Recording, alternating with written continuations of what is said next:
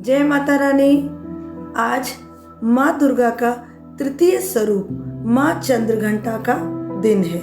आज के दिन हम माँ चंद्रघंटा की उपासना करते हैं। आइए जानते हैं इनके बारे में थोड़ी सी विस्तृत जानकारी।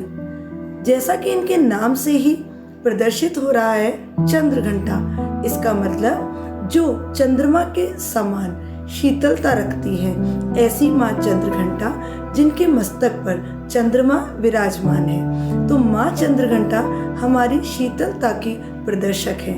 ये दर्शाती हैं कि हमको किसी भी परिस्थिति में अपने मन पर विजय रखनी चाहिए, अपने मन को साधना चाहिए, संतुलित रहना चाहिए। जैसा कि रेकी में कहते हैं कि जो भी हमारी नेगेटिव एनर्जीज हैं, जो भी दुखद यादें हैं, जो भी बुरी चीज़ें हमारे जीवन से जुड़ी हैं, वो सभी स्टोरेज टैंक मतलब मणिपुर चक्र में एकत्रित होती रहती हैं। मणिपुर चक्र क्रिएटिविटी का उमंग और तरंग का चक्र है, लेकिन जब हम गलत चीज़ों का स्टोरेज करते हैं तो हमारा ये चक्र ब्लॉक्ड हो जाता है। तो माँ चंद्रघंटा की उपासना करने से आप अपने अहंकार को त्यागते हैं, और जब हम अपने अहंकार को त्यागते हैं तो हम अपने मणिपुर चक्र को बैलेंस करते हैं। इसकी वजह से हम अपनी एनर्जी को हृदय चक्र की तरफ ऊपर उठता हुआ महसूस करते हैं, क्योंकि हृदय चक्र है मन का चक्र। मन का चक्र आपको अच्छा बनाता है, आपकी सोल को पहले से और बेहतर बनाता है। आप अपने जीवन के असली अस्तित्व से जुड़ने लगते हैं और आपके मन से सारा अहंकार धीरे धीरे करके समाप्त होने लगता है। तो माँ चंद्रघंटा की पूजा करने से धीरे धीरे आपका अहंकार जाता रहेगा, क्योंकि जब हम अहंकार में होते हैं तो वो अहंकार आपको माफ़ी नहीं मांगने देता। वो अहंकार आपको अपनों से जुड़ने से रोकता है।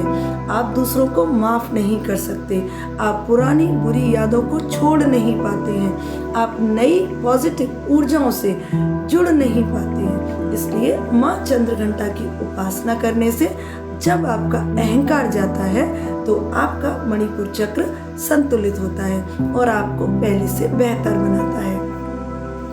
माँ के हाथ में हमने देखा कि तस्वीर में बहुत सारे अस्त्र और शस्त्र हैं जिनका अपना एक महत्व है। जैसे कि तलवार का मतलब है धार, और धार का मतलब है आपके ज्ञान की धार।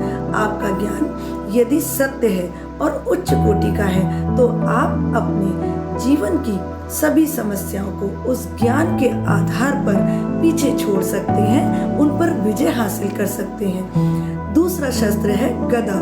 गदा का आकार जिस तरीके का होता है वो भी आपके ज्ञान को दर्शाता है कि यदि आपका ज्ञान का भंडार बहुत ज़्यादा है तो आप उसके माध्यम से अपनी हर परिस्थिति में संयमित रह सकते हैं। तीसरी चीज़ है कमल। कमल दर्शाता है कि आप विषम से विषम परिस्थितियों में भी कैसे खूबसूरती से रह सकते हैं, अपना जीवन यापन कर सकते हैं, क्योंकि कमल गंदगी में रहकर भी अपनी खुशबू और खूबसूरती को कम नहीं होने देता।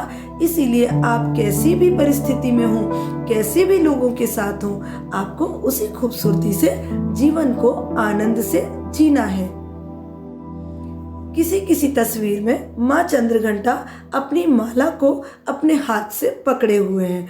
इसका मतलब है कि आप अपने आप से जुड़ें, अपने ईश्वर से जुड़े रहें, अपनी ऊर्जाओं से जुड़े रहें। आपके अंदर अभिमान कभी ना आए, अहंकार कभी ना आए। आप अपने अंतर्मन से जुड़े रहें। आप कितनी भी तरक्की कर लें, लेकिन आपको अपने इष्ट, अपने गुरु और अपने अंतर्मन को हमेशा समर्पित रहना है, और वही समर्पण आपको आगे लेकर जाता है। माँ के हाथ में कमंडल है। कमंडल दर्शाता है जो उसकी शेप है, नीचे से चौड़ाई है, ऊपर एक पतला पाइप है। मतलब यहाँ आप अपने धन को अधिक होने के बाद भी व्यय कम करें, आय अधिक व्यय कम, ये इस चीज़ को दर्शाता है। इसको आप अपने ज्ञान से भी जोड़ सकते हैं कि पहले अपने ज्ञान को विस्तृत होने दें, इकट्ठा करें, तभी दूसरों के साथ धीरे धीरे उसको साझा करें। जब आप पूरी तरीके से निश्चिंत हो जाए कि आज मैं दूसरों को ज्ञान देने के काबिल हूँ, तभी आप अपने ज्ञान का विस्तारण करें अपने शिष्यों में।